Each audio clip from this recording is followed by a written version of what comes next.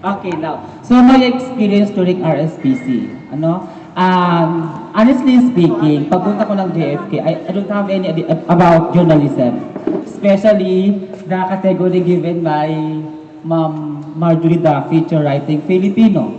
And now, my first experience during feature writing contest, no, sa MSP natin, natalo kami, of course, malungkot. Pero yung second year namin ni Jana Mendicurin, yung aming contestant, no, nanalo kami first place sa MSPC, and then nagkaroon kami ng intensive training sa district with Ma'am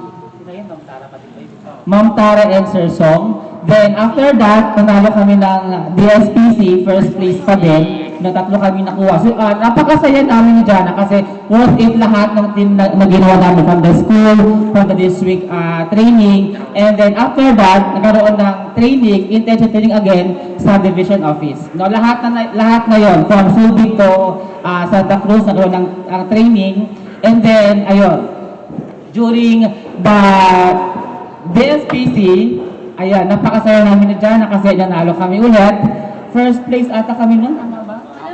First place, nanalo kami first place kami representative ng